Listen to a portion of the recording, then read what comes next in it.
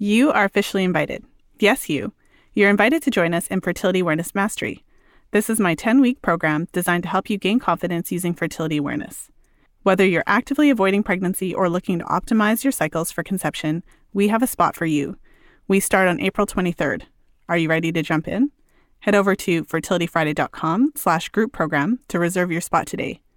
That's fertilityfriday.com/group program. This episode is brought to you by my very first book, The Fifth Vital Sign: Master Your Cycles and Optimize Your Fertility. With over 1,000 research citations, it is the most comprehensive resource on fertility awareness and the menstrual cycle to date. The Fifth Vital Sign is available for purchase on Amazon in ebook and paperback formats. Audio is coming. And you can grab the first chapter for free over at fertilityfriday.com/vital sign. That's fertilityfriday.com/vital sign. This is the Fertility Friday podcast, episode number 251.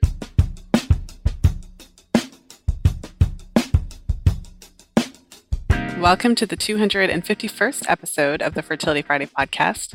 Thank you for joining me today. I'm Lisa from fertilityfriday.com, and this is your source for information about the fertility awareness method and all things fertility. I've got a great episode for you today. In today's episode, I'm sharing another installment of my fertility awareness reality series. And so I'm sharing a call with one of my clients, Tara. And Tara is a member of my most recent Fertility Awareness Mastery Group program. And what's really neat about our call today is we really get into postpartum charting, because in Tara's case, that was really when she dived into fertility awareness. So her first foray into fertility awareness was actually charting postpartum, and she was charting postpartum so that she could try to conceive. And it's just a really unique episode because, a lot of women find their way into fertility awareness charting, outside of that stage, either when they're trying to conceive or just in general, if they've had a negative experience with hormonal birth control and they're looking for an effective alternative. One of the questions that I get asked about a lot is it possible to chart successfully postpartum, especially for women who've never really charted before? And the answer is yes, it is. It's just that in that situation, because it's a bit different to your standard cycling, when you're cycling outside of that period, you have a period, you approach ovulation, you ovulate, and then you have a period again, and that repeats. In postpartum, you're on what I call mucus watch. So you're essentially waiting to ovulate. You're waiting for your fertility to return. And so it is possible, but it does often require some support so that you can really gain that confidence and also benefit from the full effectiveness of the method. So I know you'll enjoy today's episode. And if you are somewhere on your own fertility awareness journey, whether you've just discovered fertility awareness and your mind is totally blown and you're wanting some support to make sure that you can really use this method effectively, feel really, really confident, especially if you're coming off of hormonal birth control. It's normal to feel really scared when you're in that transition phase and just really want to make sure that you can rely on this method, especially if you're not trying to get pregnant, if you're still actively avoiding and you're wanting to use this method for birth control. So, whether you're in that stage or whether you've been charting for a while and you're just wanting to gain some additional skills, you're wanting to get to the point where you can really feel confident using the method effectively, or if you're actively trying to conceive or planning to conceive at some point in the future and are really wanting to optimize your fertility. So wherever you fall on that spectrum, I personally invite you to join us in Fertility Awareness Mastery. And so this is my 10-week live group program where we really delve into fertility awareness charting. We're starting in a couple weeks. We're starting on April 23rd, and I'd love to have you in there. So make sure to head over to fertilityfriday.com/group program. There are still spots available as I record this. So for more information, head over to fertilityfriday.com/group program. Now let's jump into today's episode.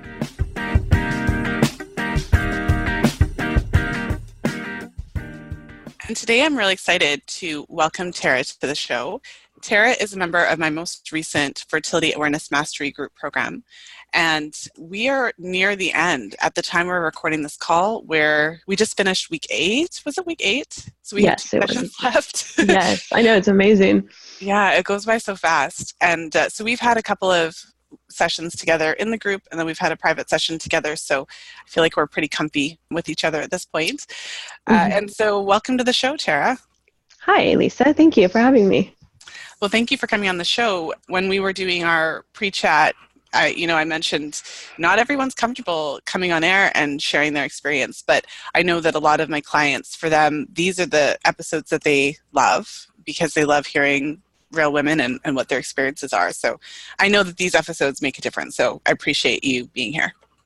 Thank you. And I can totally attest to that because I've combed through your episodes. I'm like, oh, this one kind of sounds like me. I'm going to listen. So I totally agree with you. I'm a listener and I did that. Awesome. Before we jump into the nitty-gritty of our session itself, I'd love to give you an opportunity just to share a little bit about your birth control history, your menstrual cycle history. In your case, you've actually been charting for quite a while, so your story is a little bit more unique, I suppose you could say. And you're also a mom, so you've kind of been through different stages of charting throughout your life. So I'd love for you to kind of just share with us a bit about your history and then what brought you to this point, what prompted you to jump into fertility awareness mastery. Sure. So my story starts back when I got married. Decided, oh no, I don't want kids, so I'm going to go on birth control. Tried one. It was awful. Lost my libido, which is not good being first married. Total weeping, depression, gross. So changed. And that one wasn't any better. Changed again. And the lady's like, I hear you with the depression, but just take it at night. So I'm like, yeah, that doesn't feel good. I'm not going to just take it at night. It's not working in my body.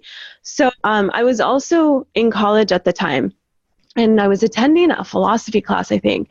And the professor had a really interesting conversation around sex and having kids, and this idea of like sex being a sacred thing and birth control being like, just kind of flippant. And for some reason at that time that stuck with me. I didn't do it for religious reasons, but the sacredness of life was like, oh, that's an interesting idea. So for a while we used condoms. I had no idea. I mean, I did chart, like, this is when I had my period, but definitely didn't chart anything else. Then we decided that we were finally ready to have kids, and I had friends that were not much older than me who were really having a hard time, and I didn't want people to bother me about getting pregnant. I really didn't know, in my cycle where I'd have sex, so we did the like every other day thing. And I had told people we were going to start trying in the spring. Well, we really started trying in December, and I got pregnant right away. So then, we have our baby.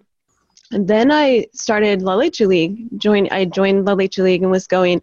And they have a really cool book called, Breastfeeding and Natural Child Spacing. That was super intriguing to me. I read that. I lived in Spokane at the time, and they have a huge program, natural family planning, through like the Catholic diocese. I didn't know the difference between the two. It was available. We could go to classes. We did that. So I used the method while I was breastfeeding, which was very interesting because I didn't cycle at all. I had a teeny tiny period, and I actually used it, got pregnant, but didn't even believe it.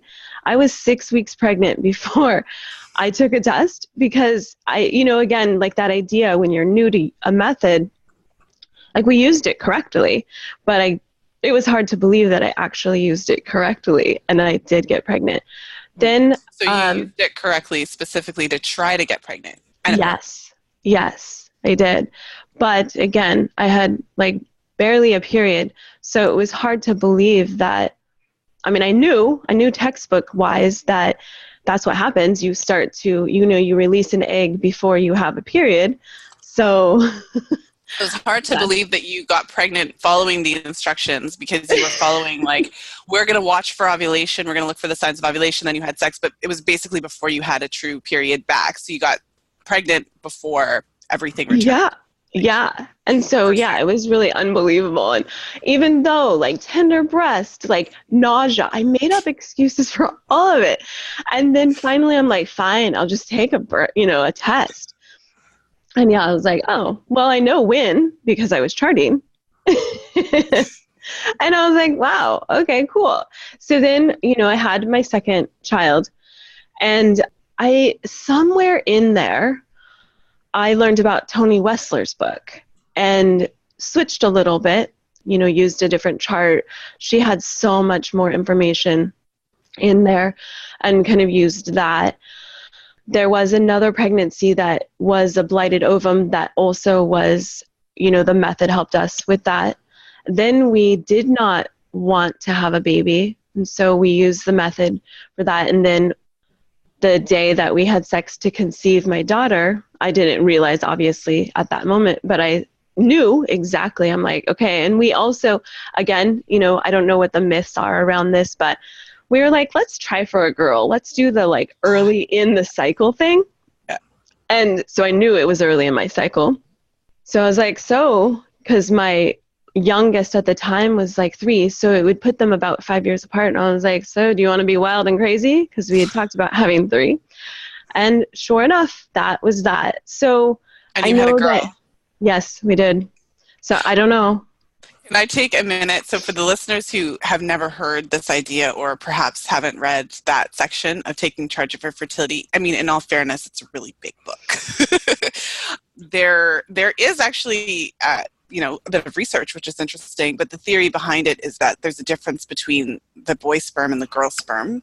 The girl sperm apparently swims slower and lives longer, and the boy sperm apparently swims faster and dies sooner. So the theory then behind it is that you can increase the odds of having a girl when you're charting and you have a sense of, how long your fertile window is, having sex towards the beginning of the fertile window. So a week-ish, no, not a week, 4 or 5 days before ovulation would be, swaying the chance of having a girl, whereas having sex right before ovulation, the day or two before it, would then increase the chances of having a boy.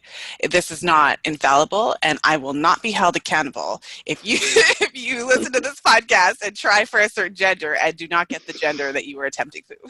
Disclaimer. Yes.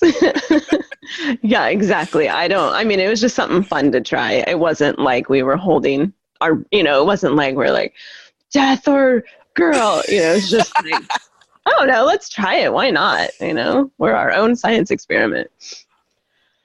But so then after she was born, we were, how you've said, on the scale of 0 to 10, where are you with having a baby?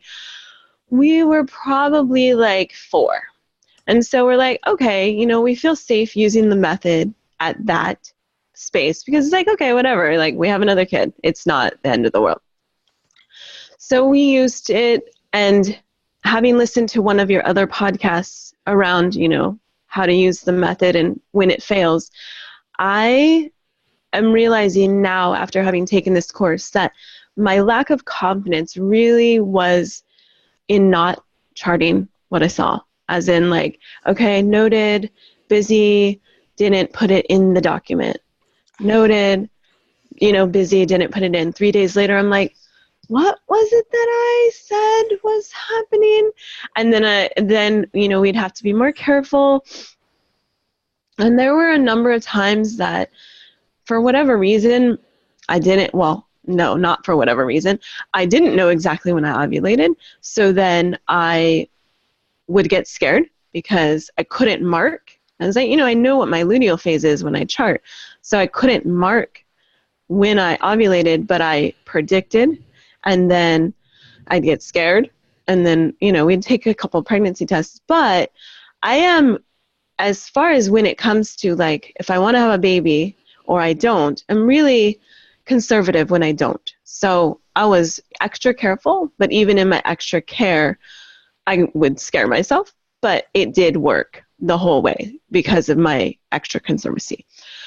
So then we did that. But now that I am nearing close to when people could be premenopause, so I'm early 40s, we are more near the, if 0 being we do not want a kid at all, we're more there. My youngest is going to be 9 in May.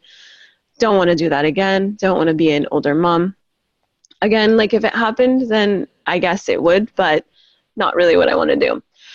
So we talked about vasectomy. We talked about, learning the method better. And I told my husband, I'm like, for whatever reason, if you got a vasectomy and I got pregnant, I would be madder than if I made a mistake.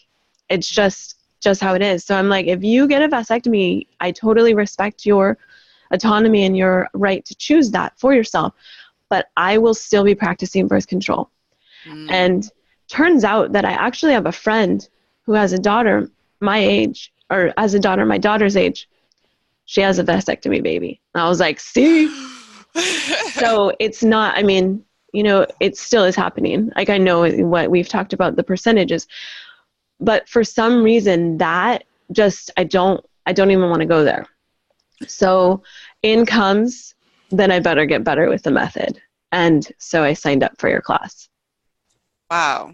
Yeah. A lot of things that you said were really powerful. So I just want to kind of track back to a few things, because that's really interesting. And I can resonate with it. We can start with the vasectomy just idea. In the episode, so as we're recording this, I'm working on the episode to be recorded like this week. So by the time this is released, it's going to be like a couple weeks ago.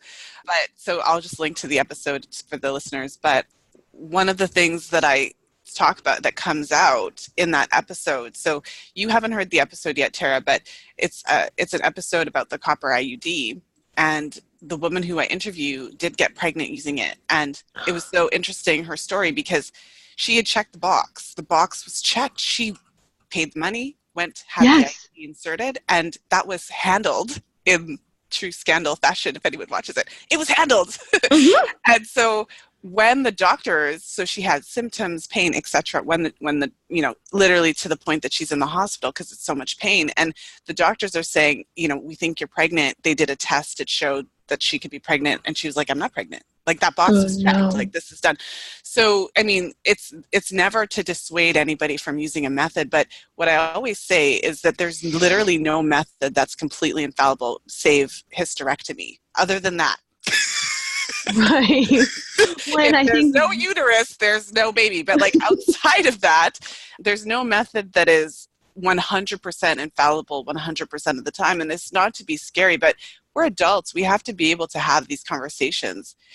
So it's really interesting. So a lot of people might have thought it strange in my story when I was scared of hormonal birth control, because I was like that. I was scared that I would get pregnant and not know. And it might sound crazy.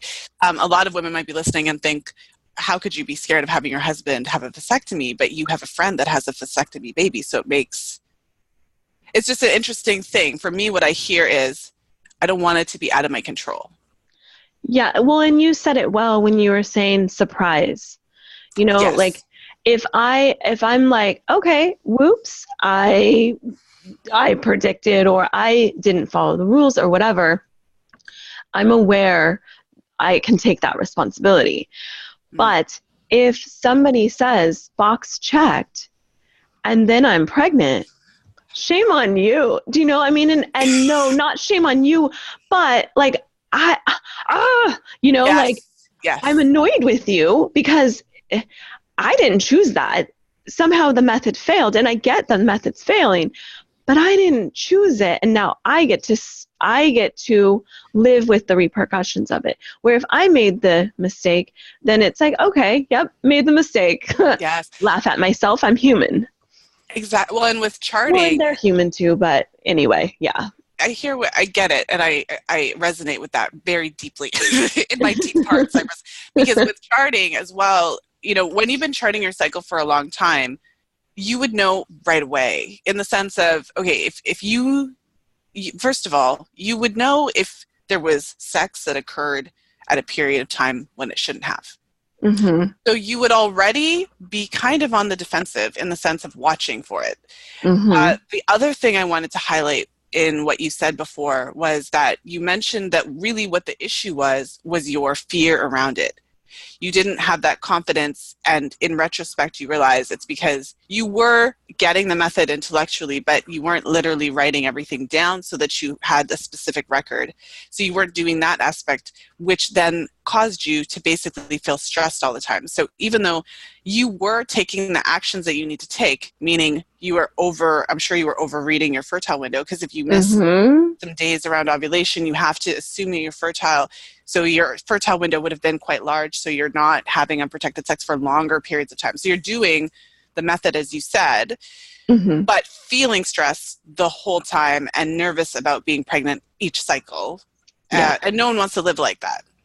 No, I mean, and also missing out on the joy of having unprotected sex. Like Yes. you said, the window was really long. And then when we would, because I figured, oh, by this time it is, then it was stressful. And even then I'm like, yeah. But it's interesting because even that, so for example, one of the things that I appreciate, and I really haven't worked with a woman who doesn't appreciate this aspect of the method, especially if she's avoiding pregnancy, is that, things do happen. So if you were using withdrawal and your partner didn't withdraw in time, if you were using condoms and the condom broke, if you were using a diaphragm or a cervical cap and then you noticed somehow it was put in incorrectly or something happened, that you would know, first of all, you would know where you are in your cycle, so you would know if it's an issue or not. Mm-hmm. And you would have the options, all of them, right from the minute that it happens. So if you were, a 0 on the scale and, plan B was going to be the option, you would know if you needed to take it. You would know if you didn't. If a condom breaks 2 days before your period and you're charting, you know that pregnancy isn't on the table.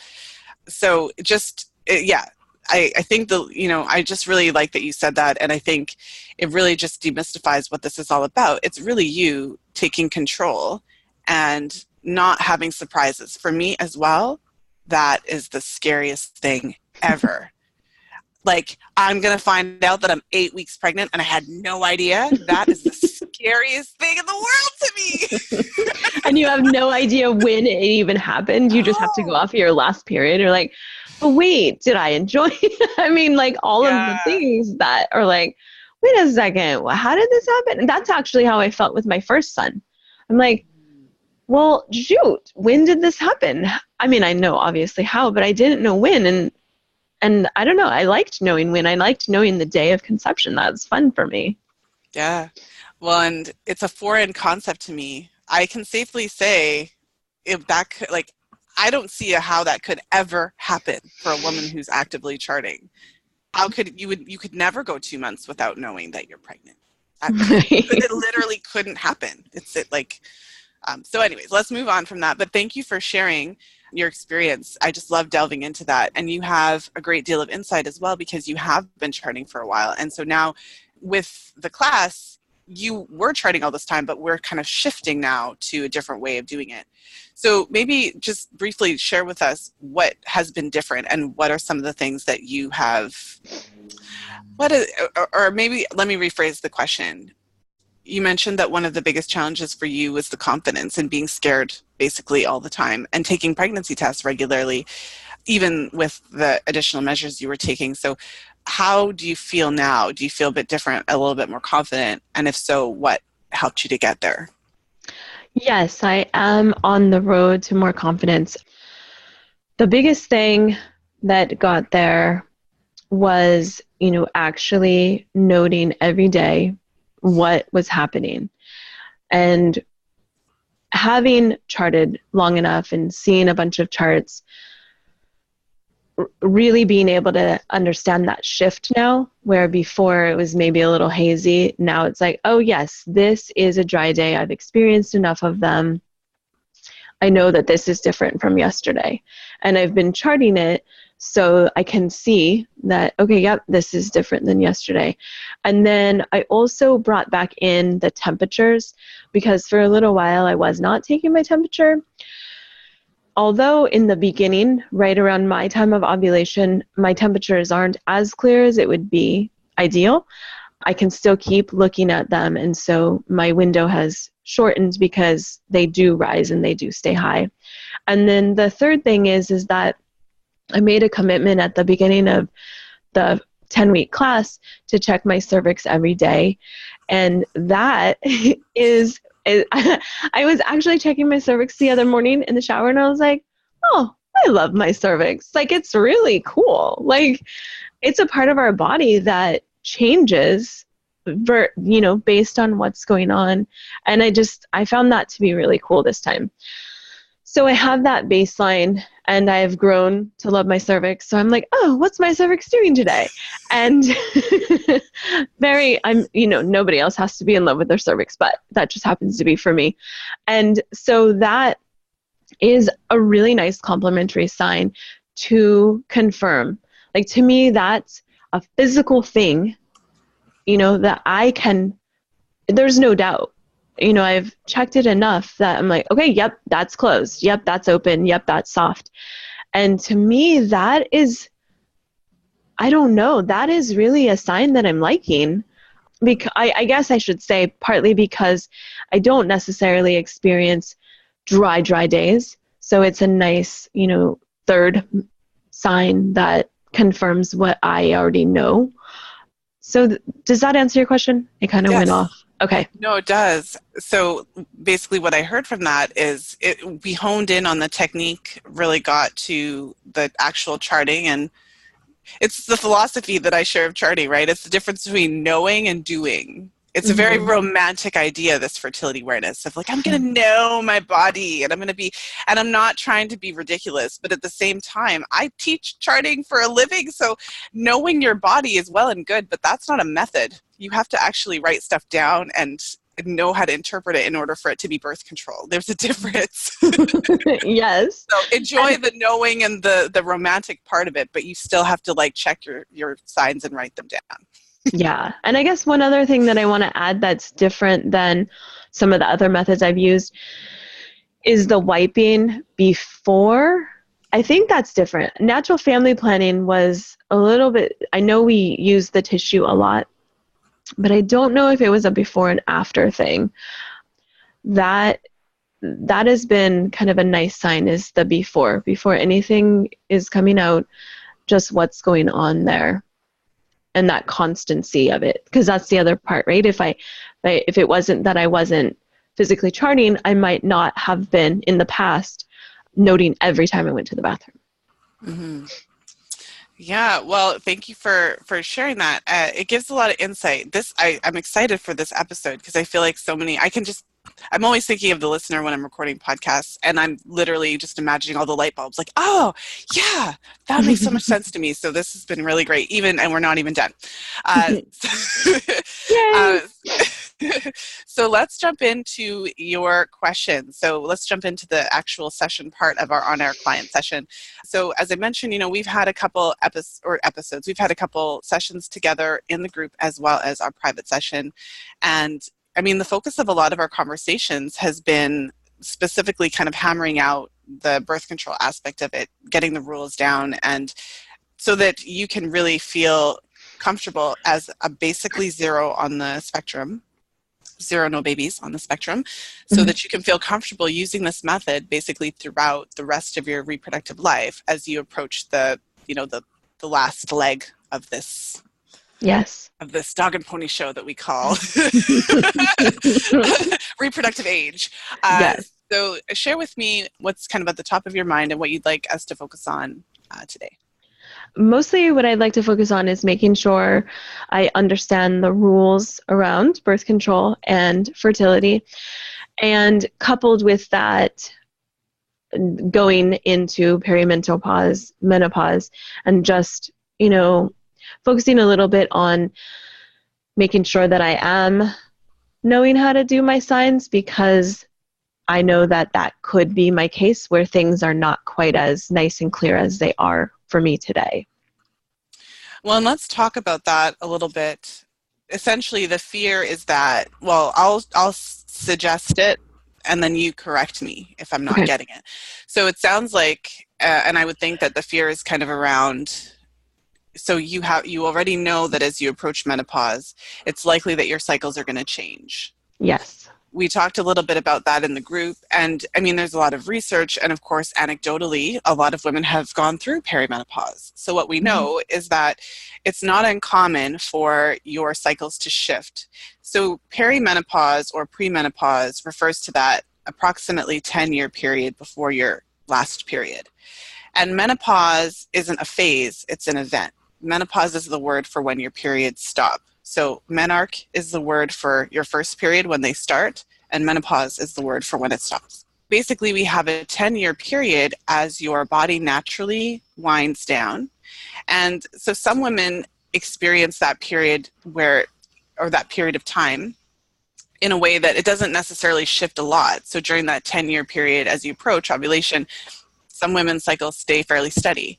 Some women find that their cycles gradually shorten. So at some point during that phase, their cycles end up, they're ovulating sooner in their cycle. And so, gradually their cycles shorten from, let's say, an average of 29 days to more of an average of maybe 26, 25 days or something like that. So the cycle shorten.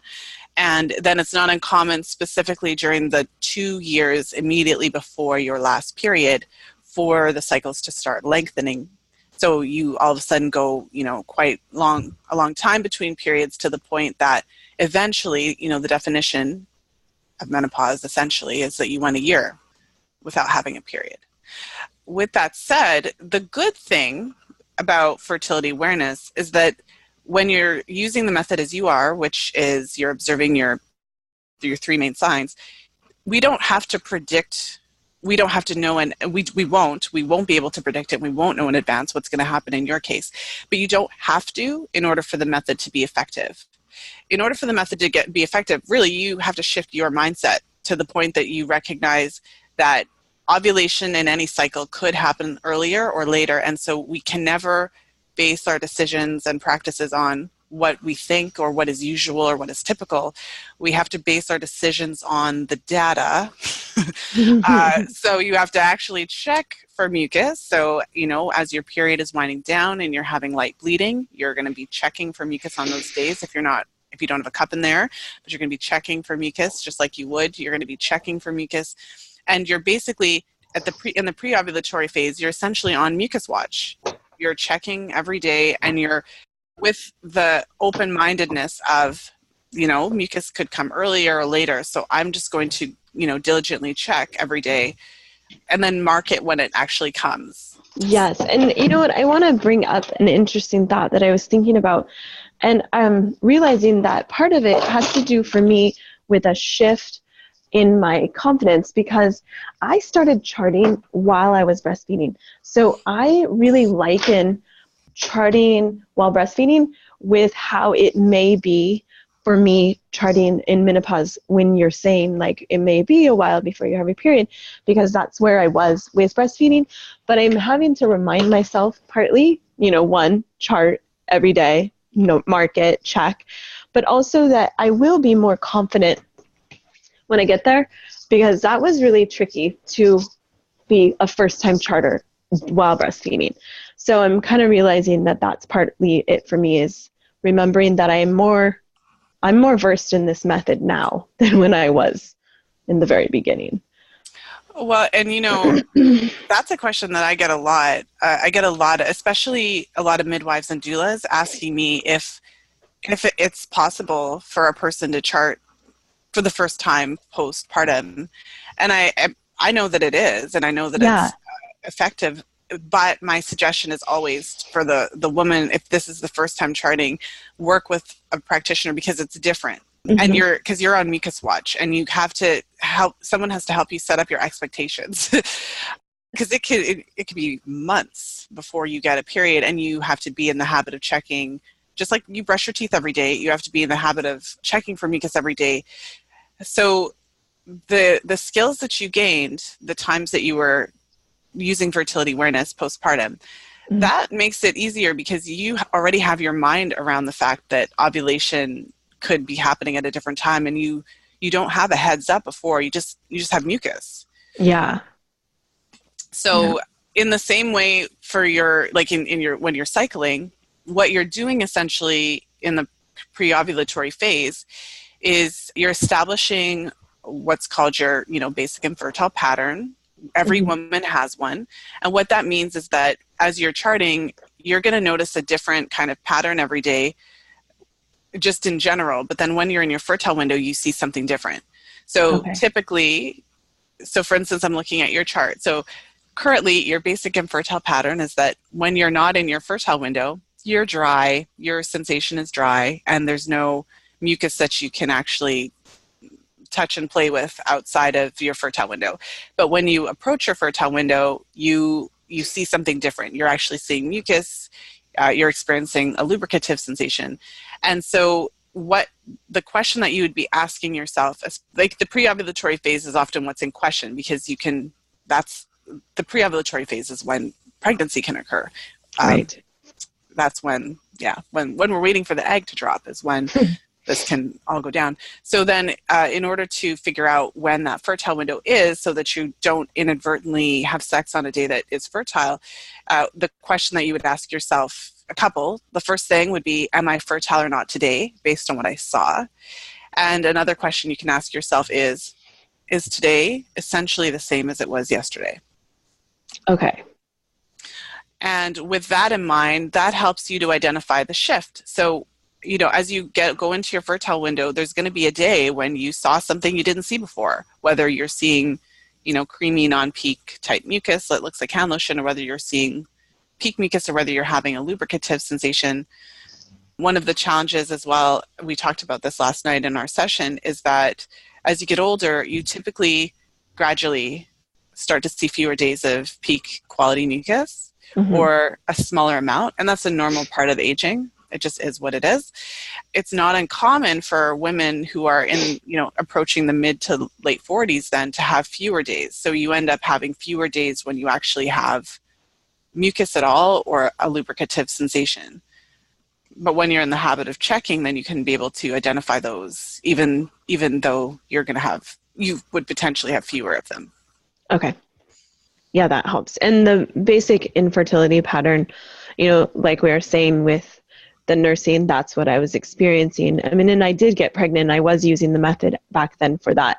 So I'm starting to make that more concrete in my head. The basic infertility pattern is what I'm seeing every day, the boring, oh yeah, that again. And then any change is to note to do the 3 days, like that one plus 3 days for birth control. Is that right? That's right. So, okay. So when you were using the method, to get pregnant. And so essentially you were checking for mucus every day, and most days were pretty boring.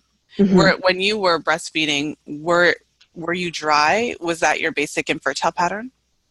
No, it wasn't. It wasn't completely dry, no. And I was working with somebody because of that. And I was like, how am I supposed to know what's different? But yes.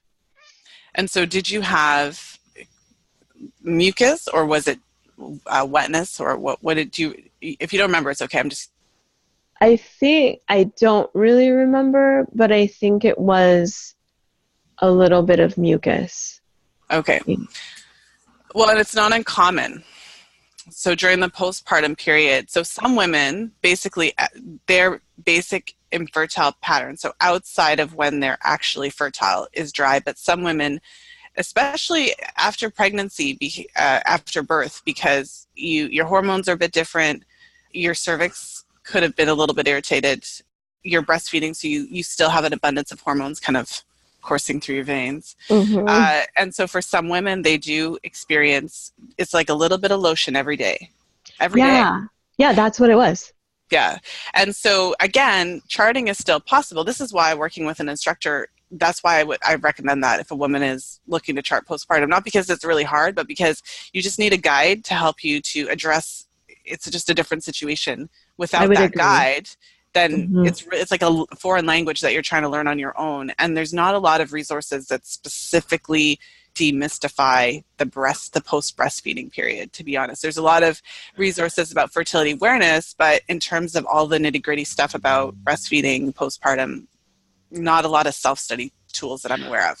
No, and I would agree with you. I was working with somebody every week, and they would review our charts. And I also want to mention, just because it was pretty life-changing for me, especially in my case where I'm like, why do I keep having, I'm not dry? And it was the darkened room in one side. So what I mean by that is that there's been studies, and actually the lady that I took the course with through the this Catholic hospital, she actually did the study around, the darkening of your room. And did you take a course with Joy DeFelice? I did. Oh my goodness! Yes, I did. I took her course. I know. I didn't know how cool that was when I was doing it. But when I had, talked briefly with another lady, and I was like, oh, I know that course. I know that lady. Yes. So I have. interviewed her. I don't know if you Oh, probably, you did? I did. I believe she's episode 53. Yeah. So, oh, cool. Is she still around? She's still around. Yep. When I interviewed, Episode anyways, so 53? that's why I knew her name. I'm like, you did. Anyways, continue. Yes. So that was life-changing for me. Like, I really am affected by a light room. So anyway, once I did that, things were better. So I can't remember why I did that, but yeah, no, for the listeners who are like, what are they talking about? So basically what Tara is saying is that she was noticing this pattern of every day. So she's postpartum. You have a little one who's breastfeeding up a storm. You're using the fertility awareness method, and in your case, you want to get pregnant. So you're specifically checking every day to try to determine when your fertility is returning. So before your period comes ovulation, and before ovulation comes cervical mucus. So you're trying to head up this game and try to sort this out. And when you're working with an instructor, the instructor says to you, well, it's common for women to have mucus, every day postpartum, but it could be related to, like, are you sleeping in the dark, essentially, because that can disrupt your hormones. So then when you sealed off your window, however you did that, and then you gave that a go, then you went to dry, essentially. And it was, I would imagine, easier then for you to monitor your signs. It's easier when the cycle is healthier, it's easier. Yes, that's right. Yes, well, that's really interesting. And so I guess the reason I'm asking all these questions is because then in your case, you were on Mucus Watch. At some point, you noticed that, it was different than it was yesterday. So at some point, you would have saw signs of fertility, peak cervical mucus at some point. Yes. And then that is when you had sex, and then you got pregnant, and that was exactly what you were trying to do. And you mentioned that you were just shocked that it actually worked. Yeah. And I kind of laugh because, it's the other side of the coin now, where, like we've talked about, where now you have sex in the post-ovulation, making sure that I've confirmed that ovulation's happened and I'm post-ovulatory. And now it's the elation when I get my period. Oh, yay, I worked again. So, just doing that over and over is helping me to say, yep, you did it. Well, and what's helpful about this conversation for you as you approach, like as you continue to use the method and as you approach menopause, as we all are anyways, we're all approaching menopause, ladies. Just further out for some of us.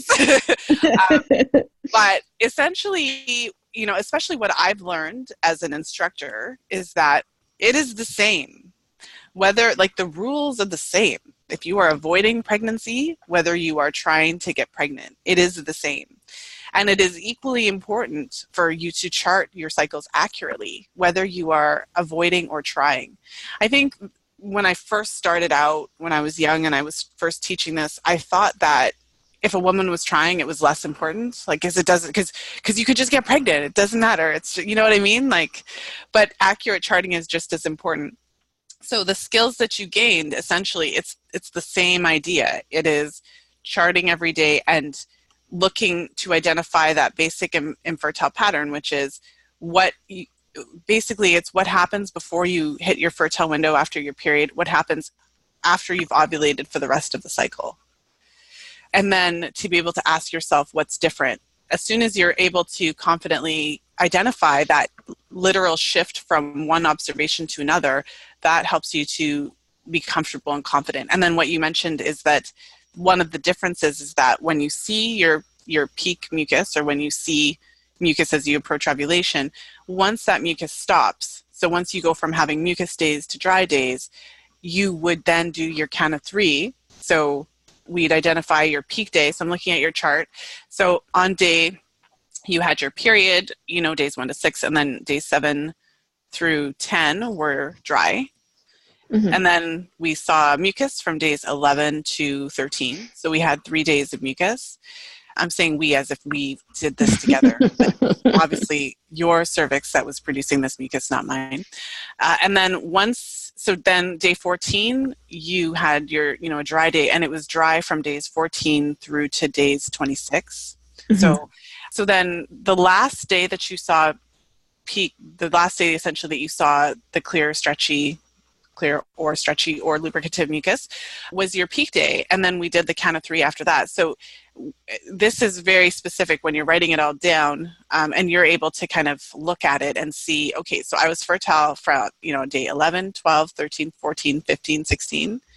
And then from then on in, my temperature it rose and stayed high, cervical position changed, we're back to dry, all signs line up. Yes. And that's where I'm at, making sure that all signs are lining up and waiting until that is really clear. Mm-hmm. Well, and you had, so in a couple of the charts that we charted together, so every chart that I've seen from you, we do have a clear and obvious shift in temperature that is sustained. So, but there are times when, especially as it's shifting, it wasn't always like the first, let's say the first couple, let me look back at this chart. There were a couple of times when you might have had a high pre-ovulatory temperature that kind of made it, So there were times when you were questioning your temperatures essentially. But overall, the pattern that we see is that once you do ovulate, your temperatures do rise and stay high. So how do you feel at this stage interpreting your temps? I feel good about interpreting them. But yeah, like you said, the first, the peak plus 3, those temperatures are a little bit tricky. Oh, that's one thing that made sense to me when we spoke last time was when I do get the wonky, a little bit higher temperature pre-ovulatorily, I think that the suggestion to write out like what happened that day or that night that might have made it high will be helpful to just rule that one out. And I think that will make things a little bit more clear for the post-ovulatory, because I can just write that wonky temperature out if something happened that made sense for it to be high. Mm-hmm. Yeah, I remember we spoke about that, and a few things came to mind, noting down the time, because for some women, if you get up 30 minutes or an hour later, it can make a big difference in terms of where the temperatures fall. But you only get a sense of it when you start writing it down, because really with charting, you get the biggest bang for your buck when you have your completed chart or the last 3 completed charts that you can just look at. And if you have good notes, then you can start to see, how does my body respond if I get up earlier or later? For some women, it's hilarious how pronounced it is. If they get up 30 minutes later, it's interesting. But not every woman is like that. For some women, they can get up an hour later and there's just a modest increase. It's not so dramatic. But when you find out where you're at, then that can really help you to interpret it. And I think the most important rule of all is the rule about what to do when in doubt. And what to do. Literally, this is the rule that allows fertility awareness to be successful, because life is not perfect. I can guarantee you that every single day of the rest of your life isn't going to be a perfect charting day, and you're going to have. And so what the biggest question when you're wanting to use this method effectively is, what do you do when you're out of the country, and you didn't check your cervical mucus that day? What do you do when your thermometer breaks? I had a client whose dog literally ate her thermometer. It was like, she came to the art session and she's like, Lisa, the dog literally ate my homework. He ate my thermometer. What do you do when the dog eats your thermometer or when something happens? And the key is to know that, whenever you're in doubt, you have to consider yourself fertile, basically then plus the count of 3. So if you ever forget to chart, if you forget to write stuff down and you're 3 days later and you can't really remember, then you just pretend that you had peak, especially if it's pre-ovulatory, pretend that you had peak mucus that day. That's what you do.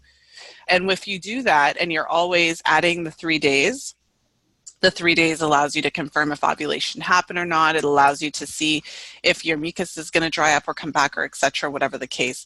that is the golden rule of charting. I just made that up. So yes.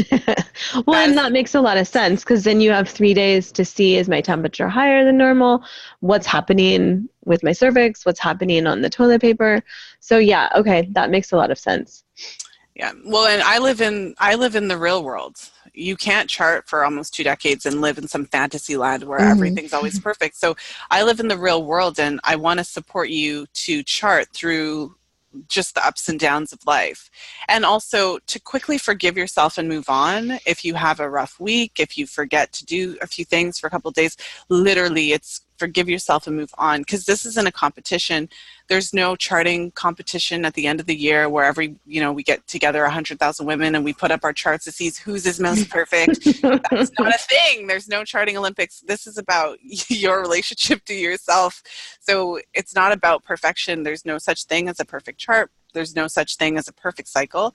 I've never seen one, and I've been doing this for a really long time. There's always a day here or there or something. But you can do this. And I think what's interesting is that in your story, you have been doing it. You've been charting for years, and the biggest challenge for you was your confidence. It was working. But of course, it doesn't feel good to be always questioning yourself.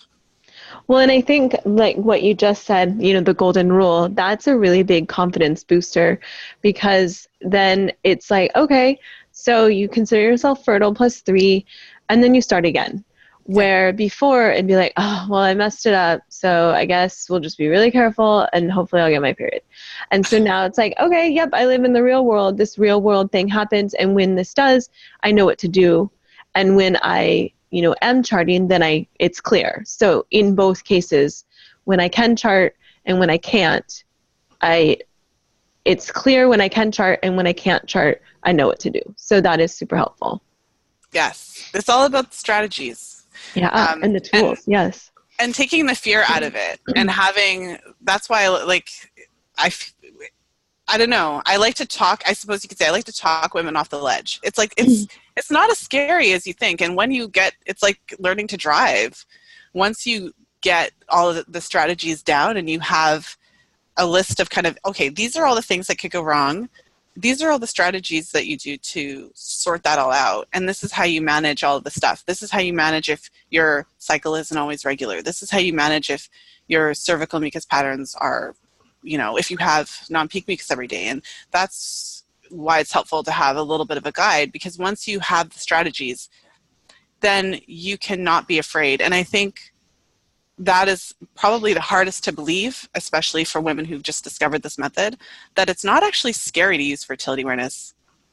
No, it's not scary at all. It's so empowering to me, like to be like, oh, wow, this is what my body's doing, and my body's doing things. And it's pretty miraculous that it's like, hey, you have fertile mucus. If you want a baby, you can. I mean, it's really amazing. Yeah. Well, and not to say that the first cycle that you ever go unprotected, if you're avoiding, we talk about that in the group. Like if this is, you learn the method, like there is a bit of, we have to overcome the myths that we've been taught about our bodies and face the fear of, we were all taught that, as far as I know, most of us were taught that you can get pregnant every day. So there's definitely some fear to overcome. But once you work through that and start to see cycle after cycle that this method actually does work, it's not scary at all. It is actually freeing. And it has caused you to be more comfortable doing this than to have your partner have a vasectomy. And that is a very interesting thing to say. And I'm sure that there's someone that's kind of like, what the, to that comment. But I understand that, because I would feel the same way. Like vasectomy or not, like you're not going to, like I'm ovulating, like I've got my mucus today. Like I could totally, it's so interesting you said, I never thought about it like that, but I definitely would be the same. Yes. All right. Well, to bring our session to a close today, for the woman who's listening and who's considering fertility awareness, whether she's thinking about it postpartum, whether she's thinking about it coming off birth control and using it, what would you want her to know about this method? Well, whether you want to get pregnant or you don't, I think it's a pretty amazing method just in the self-awareness aspect. So I was just even thinking, like, even if you were to use the method, which is recommended for the first 3 months, just to see that your body changes throughout the month. And then, use it to your comfort level. Because it doesn't have to be used in all or nothing. I want to have a baby. I don't. It can just be used to become more aware of how your body goes through your fertility day by day. Mm-hmm. Well, and for a woman who's thinking about this whole class thing, like, I saw this 10-week program, I don't know if it's for me, what would you want to share about your experience in it? Well, my experience would be that it's pretty much for anyone, because it's kind of an empowerment course. It's like, hey, these are happening in your body and you get to notice them, write them down, and you get to know what they mean. So like when you have the fertile mucus, it's no longer a mystery. That means that you could have a baby or you should stay away, whatever your choice is at the time. So and then also for myself, I had always wondered when people would say that it is more than just a fertility awareness method. It's also a health, like you said, your vital sign. It truly is a vital sign. Like, your body will respond to your environment and to what you're doing, to what I'm eating. And so for me personally, I was able to see, oh, yes, I did this thing and my body did this thing, and they connect. And so I was able to see in this class what that means, that it's a vital sign. Oh, amazing. I know. Words to end on. I've got the best job in the world. It's fantastic. Well, thank you so much for being here, Tara. It's been a pleasure having you in the class, and I always enjoy our sessions because of you had a very specific focus when you took this class. And so it's just been my pleasure to help you and help to see the change, the shift in your confidence, and to help to kind of facilitate that. So it's been just my pleasure to work with you. Well, I'm so glad I had the pleasure to work with you, because it's nice, to be able to talk about these things and the things that I've learned about, this is normal. This is how our bodies age, or this is part of the process. So thank you very much. All right. Well, thank you for being here. Thank you for listening. If you enjoyed today's show, please share it with a friend. You'll find the show notes page for today's episode over at fertilityfriday.com/251. I hope that you enjoyed my episode with Tara. It was a lot of fun for me. I'm sure you could tell when you were listening to the episode. It was just really neat. Tara, in her case, having had first discovered fertility awareness postpartum, and also having so many years experience charting in general, it gave us a really great opportunity to hone in on some really specific questions and specific challenges that Tara was having with her charts. And so what I found over the years doing this group is that wherever a woman falls when she joins us, whether she is completely brand new to charting or whether she has a lot of charting experience under her belt but still has a lot of really specific questions, wherever she starts, everyone ends up in essentially the same spot. The group is the great equalizer. And no matter if you are brand new to charting and you don't have, a whole lot of charts under your belt, or whether you've actually been charting for a while, at the end of the program, you'll feel confident as if you had been charting for a long time. And I mean, a big part of it is having the opportunity to see different women's charts and seeing different situations that you wouldn't see on your own. So, I mean, all the women in the group had the opportunity to benefit from seeing Tara's charts, after, in her case, having 3 children, being in the space of really wanting to actively avoid, whereas other women in the group are in their, early to mid-20s, mid-30s, and at just different stages of their own fertility awareness journey. So it's really a great opportunity to expand your knowledge. So for those of you who are wanting to jump in, there are still spaces available. We start in a couple weeks. Head over to fertilityfriday.com/group program for additional information. And just a quick shout out, if you haven't yet grabbed your copy of The Fifth Vital Sign, at the time I've recorded this episode, it's actually exactly on the 2-month mark. The book has been out for 2 months. My intention with the book was to provide a tangible resource, a place where you can really get your hands on that information that all of us should have been taught as young ladies. We should have been taught about our menstrual cycles and about the role of cervical mucus and about how important having healthy menstrual cycles with regular ovulation are for overall health, and what the true effects are of hormonal birth control, why hormonal birth control doesn't cure or fix or regulate anything in the menstrual cycle, and what it really is doing, and really giving us the opportunity to have that informed consent whenever it comes to our birth control method, our choices related to how we're preparing for pregnancy in the future, and our fertility overall. One of my goals was to essentially fill that gap between what we should have been taught and, what we actually were taught, which is basically nothing. So if you haven't yet grabbed your copy of The Fifth Vital Sign, it is available on Amazon in paperback and ebook formats. If you've bought the book and you've been enjoying it, I would invite you to leave a review on Amazon. So with that said, I just want to thank you for tuning into the podcast, for supporting the show. I really appreciate all of you for spreading the word and, tagging your friends in posts on social media, sharing the show with your friends, referring friends and clients to the show. So thank you so much for being a part of this. And of course, as always, until next time, be well and happy charting.